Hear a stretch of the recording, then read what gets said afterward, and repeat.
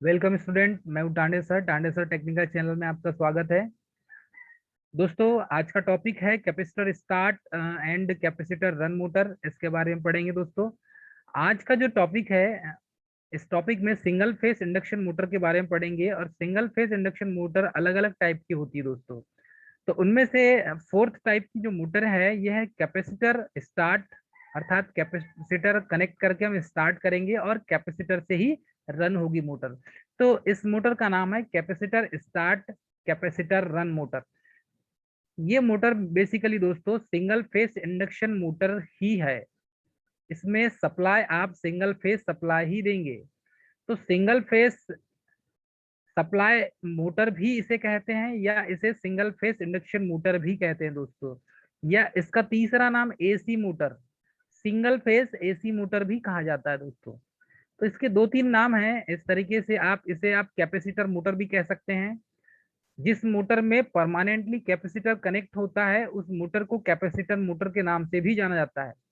अब यहाँ पर कैपेसिटर का यूज इसलिए करते हैं कि ये इसका जो फेज डिफरेंस है वो स्प्लिट हो जाए और ये मोटर ऑटोमेटिक स्टार्ट हो जाए। क्योंकि सिंगल फेज इंडक्शन जो मोटर होती है वो ऑटोमेटिक स्टार्ट नहीं होती, उसे ऑटोमेटिक स्टार्ट करने के लिए बनाया जाता है, ऐसा उसका कंस्ट्रक्शन बनाया जाता है। तो सिंगल फेज इंडक्शन मोटर को ऑटोमेटिक स्टार्ट करने के लिए ही उसके कंस्ट्रक्शन में हम क्या करते हैं, कैपेसिटर को कनेक्ट कर देते हैं। जब आप कैपेसिटर को कनेक्ट कर देते हैं तो यहाँ पर फेज डिफरेंस चेंज हो जाता है। करंट और वोल्टेज के बीच का फेज डिफरेंस आपको मिलने लगेगा। क्योंकि कैपेसिटर क्या काम करता है, पावर फैक्टर को इम्प्रूव करता है। तो पावर फैक्टर एंगल को चेंज करेंगे तो पावर फैक्टर क्या होता है दोस्तों, वोल्टेज और करंट के बीच का एंगल होता है। तो ये वोल्टेज और करंट के बीच का जो एंगल बनेगा वो पावर फैक्टर एंगल कहलाता है, कॉस फाई। तो इसी एंगल में हम क्या करते हैं, चेंजेस करते हैं, जिसकी वजह से ये मोटर कैपेसिटर से स्टार्ट होती है और कैपेसिटर से ही रन होती है दोस्तों। चलिए, इसका दूसरा नाम है टू वैल्यू कैपेसिटर मोटर। इसका दूसरा नाम क्या है, two value capacitor motor. First name हो गया capacitor start and capacitor run motor, या टू वैल्यू कैपेसिटर मोटर। तो दोस्तों, ये जितनी भी मोटर हैं सिंगल फेस इंडक्शन मोटर होती है। इसका बेसिक वर्किंग कंस्ट्रक्शन हम देखेंगे तो जैसे सिंगल फेस एसी मोटर होती है वैसा ही इसका सिंपल कंस्ट्रक्शन होता है। इसके कंस्ट्रक्शन में हमें देखने मिलेगा कि जैसे सिंगल फेस इंडक्शन मोटर होती है और उसमें भी स्टार्टिंग वाइंडिंग और रनिंग वाइंडिंग हमने कनेक्ट किया था, वैसे ही यहाँ पर भी स्टार्टिंग वाइंडिंग और रनिंग वाइंडिंग कनेक्ट किया जाएगा। चलिए दोस्तों, इसका बेसिक सर्किट डायग्राम, ये सर्किट डायग्राम है दोस्तों। और सर्किट डायग्राम में हमें दिख रहा है कि यहाँ पर दो वाइंडिंग कनेक्ट हैं। सर्किट डायग्राम में दो वाइंडिंग को कनेक्ट किया गया है, जिसमें से फर्स्ट वाइंडिंग है स्टार्टिंग वाइंडिंग। तो दोस्तों, ये जो वाइंडिंग दिख रही है आपको, ये वाइंडिंग स्टार्टिंग वाइंडिंग है। और स्टार्टिंग वाइंडिंग को यहाँ पर सर्किट के पैरेलल में कनेक्ट किया गया है। दूसरी वाइंडिंग है मेन रनिंग वाइंडिंग, इसे कहते हैं रनिंग वाइंडिंग। और ये वाइंडिंग भी यहाँ पर आपस में पैरेलल में कनेक्ट है।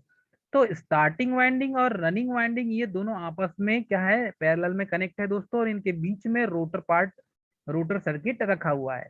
तो बीच में स्टार्टिंग वाइंडिंग और रोटर वाइंडिंग के बीच में रोटर है दोस्तों।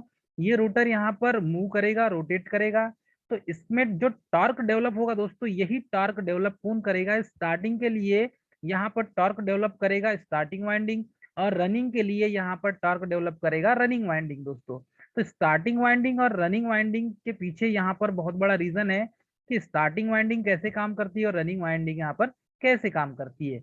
चलिए, इस सर्किट में जब टू वैल्यू कैपेसिटर मोटर या capacitor start capacitor run motor में देखेंगे हम, तो इसका बेसिक कंस्ट्रक्शन ये कहता है कि इस सर्किट में जैसे ही आप सिंगल फेस एसी सप्लाई देते हैं, तो यहाँ पर सर्किट में एक कैपेसिटर कनेक्ट किया जाता है दोस्तों, C1। ये स्टार्टिंग वाइंडिंग के श्रेणी में कनेक्शन किया जाएगा। तो यहाँ पर क्या करते हैं दोस्तों, हम एक कैपेसिटर कनेक्ट करते हैं जो स्टार्टिंग वाइंडिंग के सीरीज में होता है। दूसरा कैपेसिटर कनेक्ट करते हैं यहाँ पर हम C2, और ये C1 कैपेसिटर C1 के पैरेलल में कनेक्ट किया जाता है। तो कैपेसिटर के C1 मतलब कि प्रथम जो कैपेसिटर है C1, इस कैपेसिटर के पैरेलल में दूसरा कैपेसिटर कनेक्ट किया जाता है और इसको एक स्विच से कनेक्ट कर दिया जाता है, स्विच से इसको जोड़ दिया जाता है दोस्तों। इस तरीके से यहाँ पर जो C2 कैपेसिटर है ये हाई वैल्यू का इलेक्ट्रोलाइट कैपेसिटर होता है।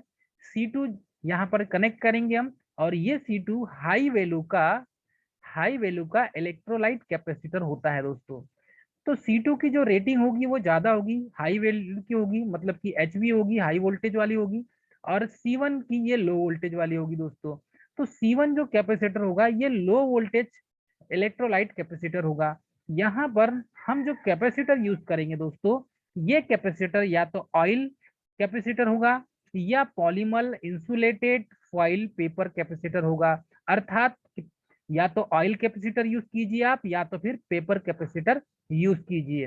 तो यहाँ पर जो सीरीज में लगा हुआ है स्टार्टिंग वाइंडिंग के, अर्थात C1 कैपेसिटर, तो ये C1 कैपेसिटर दोस्तों, ये कैपेसिटर लो वैल्यू का, ठीक है, लो वैल्यू का कैपेसिटर होगा, और C2 हाई वैल्यू का इलेक्ट्रोलाइट कैपेसिटर होगा दोस्तों। तो ऑयल कैपेसिटर को जो हम इलेक्ट्रोलाइट कैपेसिटर भी कहते हैं। चलिए, इसके पैरेलल में यहाँ पर C2 कनेक्ट किया गया है, और उसके साथ एक स्विच को कनेक्ट किया गया दोस्तों। इस स्विच से इसका कनेक्शन कट ऑफ या कट ऑन या ऑफ कर सकते हैं यहाँ से हम। इसका जो बेसिक कंस्ट्रक्शन है सेम आपको मिलेगा सिंगल फेस इंडक्शन मोटर की तरह ही, बस इसमें हमने कैपेसिटर से स्टार्ट कर रहे हैं और कैपेसिटर से इसे हम रन कर रहे हैं दोस्तों। चलिए देखते हैं यहाँ पर हम। तो यहाँ पर IM जो करंट फ्लो हो रही है, IM करंट, ये मेन वाइंडिंग रनिंग वाइंडिंग में करंट फ्लो हो रही है दोस्तों। तो जहां से करंट आई फ्लो होगी वहीं से सप्लाई जब यहाँ तक पहुंचेगी स्टार्टिंग वाइंडिंग तक, तब यहाँ पर करंट दो पार्ट में डिवाइड हो जाएगी। तो एक पार्ट में यहाँ पर IST करंट होगी स्टार्टिंग करंट, और एक पार्ट में IM करंट होगी दोस्तों। तो I इक्वल क्या हो जाएगा, I equal IM plus IST। तो ये दो करंट यहाँ पर जुड़ने के साथ ऐड हो जाएगी, टोटल आई करंट के बराबर होगी दोस्तों। चलिए, यहाँ पर जो मेन वाइंडिंग है, इस मेन वाइंडिंग में जब करंट फ्लो होगी तो यहाँ पर भी मैग्नेटिक फ्लक्स सेटअप होगा। तो इसमें भी मैग्नेटिकली रूप से एक टॉर्क क्रिएट होगा दोस्तों, जो फोर्स किस पर अप्लाई करेगा, इस रोटर सर्किट पर अप्लाई करेगा। तो मेन वाइंडिंग भी यहाँ पर यूज की जाती है। यहाँ पर दोस्तों स्टार्टिंग वाइंडिंग और रनिंग वाइंडिंग, इन दोनों के साथ यहाँ पर यूज किया जाता है। इसका बेसिक यदि फेजर डायग्राम देखें हम, तो बेसिक फेजर डायग्राम में हमें ये देखने मिलेगा कि इसमें जो स्टार्टिंग करंट होती है, और स्टार्टिंग करंट और जो मेन करंट है, या ये बोल सकते हैं कि स्टार्टिंग वाइंडिंग की करंट और मेन वाइंडिंग की जो करंट है दोस्तों, ये दोनों एक दूसरे से 90 डिग्री होंगे। ये दोनों एक दूसरे से 90 डिग्री होंगे दोस्तों। अर्थात ये स्टार्टिंग वाइंडिंग की करंट और रनिंग वाइंडिंग अर्थात की मेन वाइंडिंग की करंट, इन दोनों के बीच का जो फेज डिफरेंस बनेगा वो अल्फा डिग्री, मतलब कि 90 एंगल बनेगा दोस्तों। अब इन दोनों के बीच का जो एंगल है वो 90 डिग्री है। अब यहाँ पर जो आपने वोल्टेज अप्लाई किया है सर्किट में, और जो सर्किट की जो टोटल करंट है, क्योंकि I इक्वल क्या होता है दोस्तों, IST प्लस IM। तो सर्किट की जो टोटल करंट है, ये टोटल करंट का फार्मूला तो हमने लिख दिया, लेकिन जब फेजर डायग्राम में हम देखते हैं दोस्तों, तो यहाँ पर वोल्टेज, मेन जो सप्लाई वोल्टेज है और मेन सप्लाई करंट, इन दोनों के बीच का जो एंगल होता है वो पावर फैक्टर एंगल होता है दोस्तों। हमेशा याद रखिएगा। इसमें स्टार्टिंग जो करंट है और मेन वाइंडिंग की जो करंट है, इन दोनों के बीच का फेज डिफरेंस मिलेगा आपको 90 डिग्री। लेकिन पावर फैक्टर एंगल यदि कोई पूछे तो आपको ये बताना है कि पावर फैक्टर एंगल जो है ये वोल्टेज और करंट के बीच का पावर एंगल होता है, जिसे हम कॉस फाई से शो करते हैं। तो ये जो एंगल होगा यही कॉस फाई होगा दोस्तों। तो यहाँ पर मेन वोल्टेज और मेन करंट के बीच का एंगल है कॉस फाई, और इसी पावर फैक्टर एंगल को हम यहाँ पर डिनोट करेंगे दोस्तों। तो अल्फा का मान यहाँ पर क्या हो जाएगा, अल्फा का मान इसमें हो जाएगा 90 डिग्री, क्योंकि स्टार्टिंग वाइंडिंग की करंट और रनिंग वाइंडिंग की करंट, इन दोनों के बीच में अल्फा एंगल बनता है, इसीलिए इसमें अल्फा जो एंगल का मान हो जाएगा 90 डिग्री दोस्तों। चलिए, यहाँ पर हमने दो कैपेसिटर कनेक्ट किया है। अब दोनों कैपेसिटर को हमने पैरेलल में कनेक्ट किया दोस्तों। इसका मतलब ये हुआ कि यहाँ पर दोनों कैपेसिटर को यदि पैरेलल में हम कनेक्ट करते हैं तो पैरेलल में कनेक्ट होने पर ये दोनों आपस में जुड़ जाते हैं। पैरेलल में कनेक्ट होने के कारण ये दोनों आपस में जुड़ जाते हैं। तो यहाँ पर capacitor C1 plus capacitor C2, तो जब दोनों ये पैरेलल में कनेक्ट हैं तो पैरेलल में कोई भी कैपेसिटर को आप कनेक्शन करोगे तो वो आपस में जुड़ जाते हैं। तो ये टोटल जो कैपेसिटेंस होगा कैपेसिटर C, तो C1 प्लस C2 प्लस क्या हो जाएगा, C हो जाएगा दोस्तों। इसमें स्टार्टिंग जो टार्क है इस प्रोपोर्शनल टू साइन 90 डिग्री होगा। तो starting torque is proportional to sine 90 degree, अर्थात क्या हो जाएगा, starting torque is proportional to sine 90 degree, अर्थात की स्टार्टिंग वाइंडिंग की जो करंट है और रनिंग वाइंडिंग की जो करंट है ये हो जाएगा IST और ये हो जाएगा IM। इन दोनों के बीच का जो एंगल है ये 90 डिग्री है।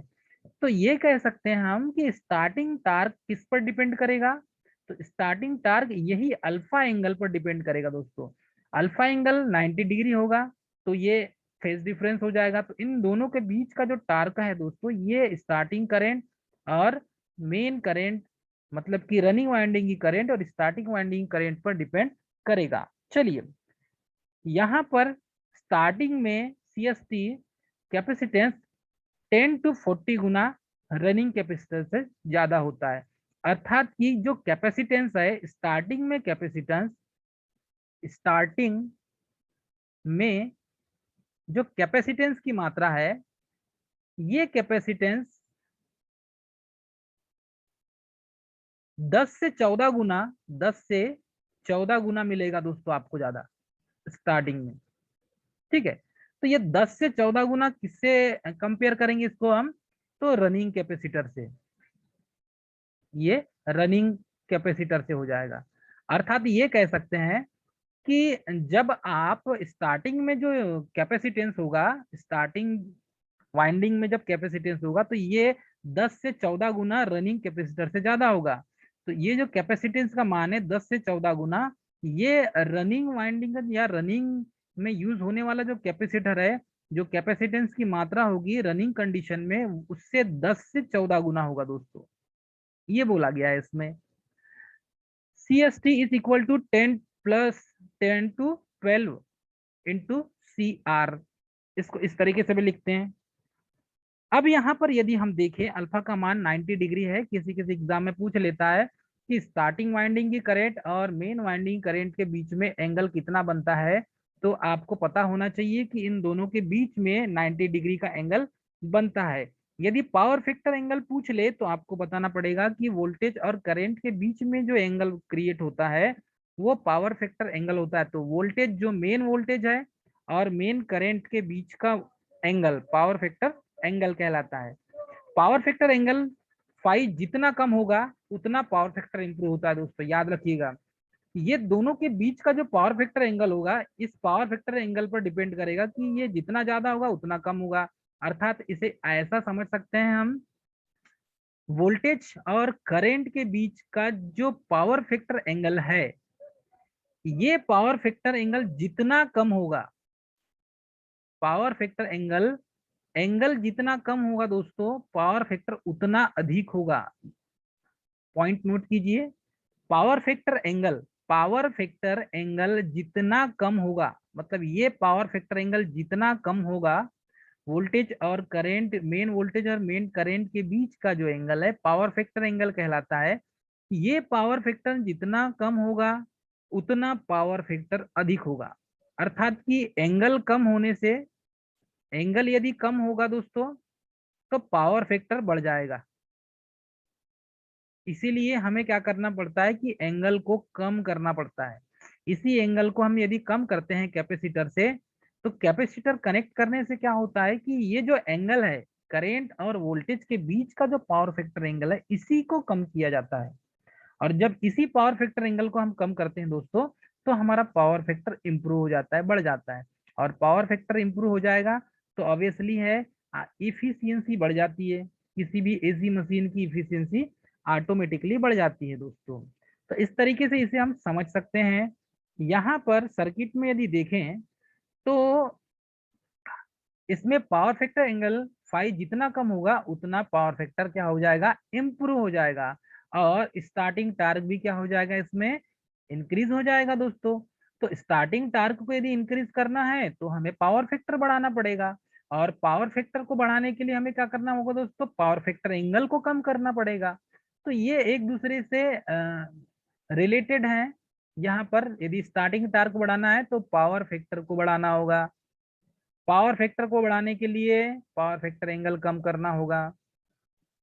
नेक्स्ट देखेंगे, हाई वैल्यू की कैपेसिटर के कारण इसका स्टार्टिंग टार्क बेस्ट होता है, क्योंकि यहाँ पर क्या लगा दी हमने, कैपेसिटर लगा दिए, क्योंकि capacitor start capacitor run motor है ये।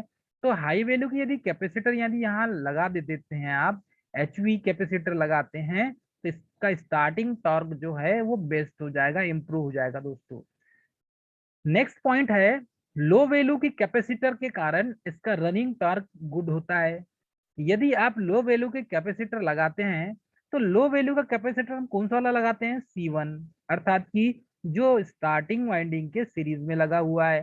तो स्टार्टिंग वाइंडिंग के सीरीज में जो लगा है कैपेसिटर, वो लो वैल्यू का होता है। इसके कारण क्या होगी, इसके कारण लो वैल्यू कैपेसिटर के कारण इसका रनिंग टॉर्क स्पेशल होगा, मतलब अच्छा होगा, गुड होगा, बेटर होगा, बेस्ट होगा।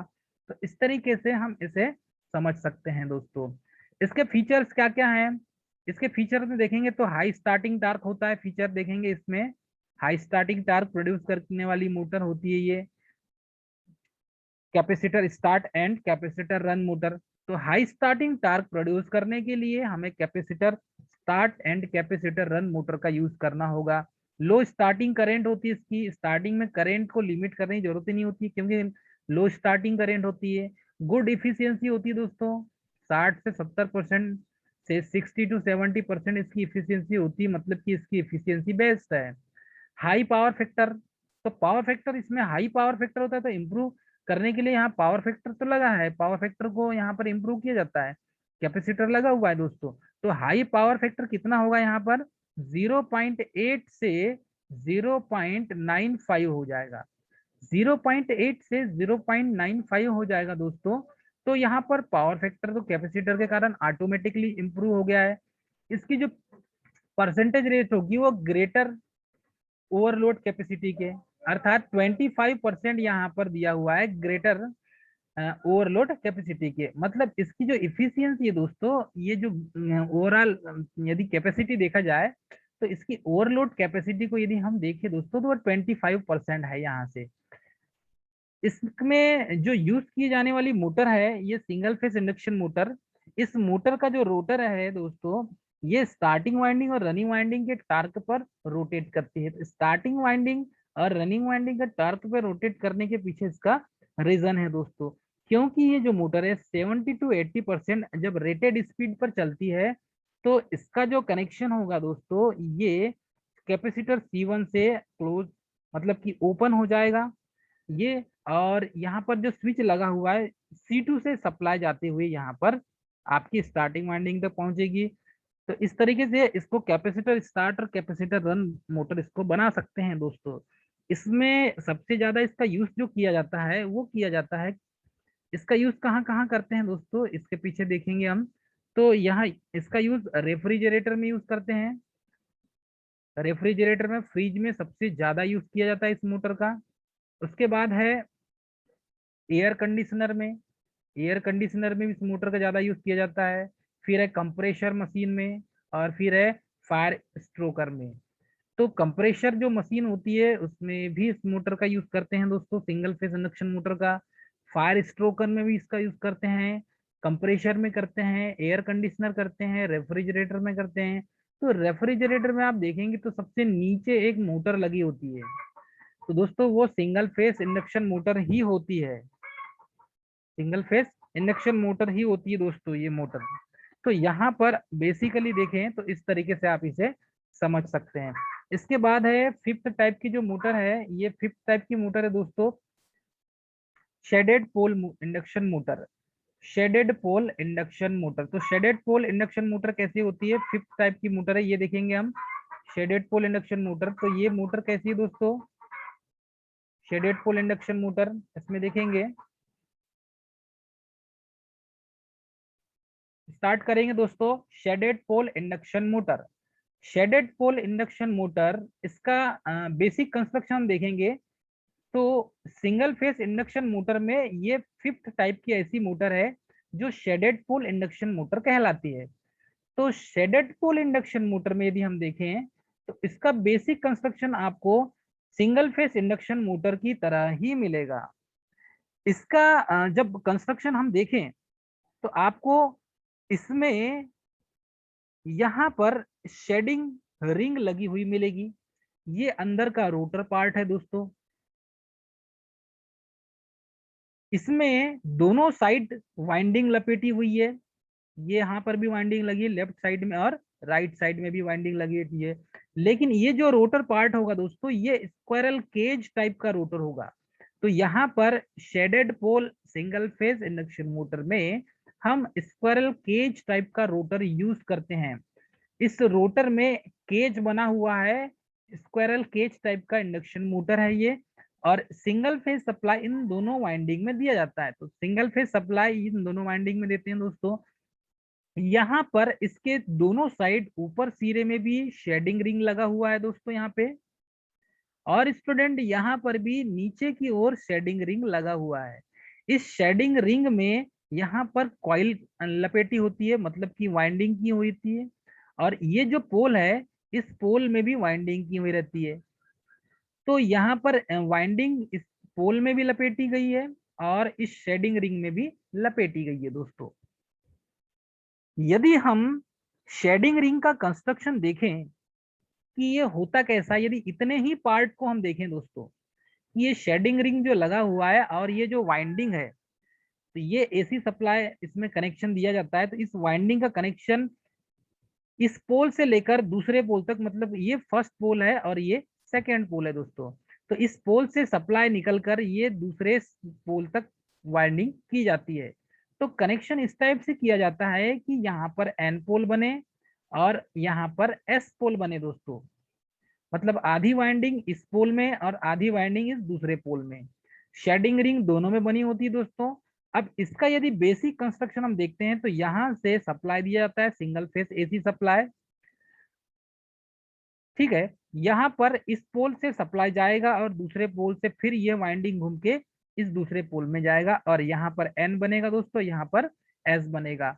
चलिए, ये जो एक एक पोल का कनेक्शन देखें हम, तो ये होता है पोल का कनेक्शन इस साइड इस टाइप से। तो इस पोल का कनेक्शन यदि हम देखें तो ऊपर वाले छोर में एसी सप्लाई की वाइंडिंग कनेक्शन की जाती है, जो सिंगल फेस एसी सप्लाई की वाइंडिंग होती है दोस्तों। यहाँ पर जब आप सिंगल फेस एसी सप्लाई देते हैं तो इस वाइंडिंग में मैग्नेटिक फील्ड क्रिएट होता है और यहाँ पर फ्लक्स सेटअप होता है। ठीक है, तो इतने आधे पार्ट में यहाँ पर हम क्या करते हैं, वाइंडिंग को कनेक्ट करते हैं जिसमें एसी सप्लाई प्रोड्यूस की जाती है और ये मैग्नेटिक फील्ड उत्पन्न करता है। अब आधे पार्ट में यहाँ पर शेडिंग रिंग लगी हुई है। तो ये जो आधा पार्ट होता है, टू थर्ड, देखो टू थर्ड भाग दिख रहा है आपको, तो ये फ्लक्स फाई वन उत्पन्न करेगा और बाकी वन थर्ड भाग उत्पन्न करेगा फ्लक्स फाई टू। ये पोल अनशेडेड पोल होता है दोस्तों, क्योंकि बीच से ये कटा हुआ है, इसीलिए अनशेडेड पोल है। तो यहाँ पर टू थर्ड भाग फ्लक्स फाई वन उत्पन्न करेगा पहले, और यहाँ पर वन थर्ड भाग फ्लक्स फाई टू उत्पन्न करेगा बाद में। तो ये टू थर्ड भाग वाला जो पोल दिख रहा है आपको, ये अनशेडेड पोल कहलाता है दोस्तों। और यहाँ पर शेडिंग रिंग लगी हुई है, तो ये शॉर्ट सर्किटेड क्वाइल होती है। बीच में जो लगी हुई है क्वाइल, ये शॉर्ट सर्किटेड क्वाइल होती है।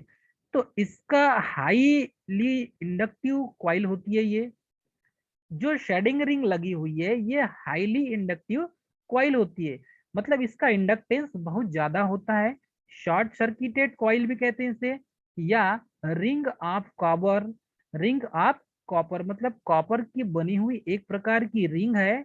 इसी को, जो कॉपर की रिंग होती है, उसी को शेडिंग रिंग कहते हैं।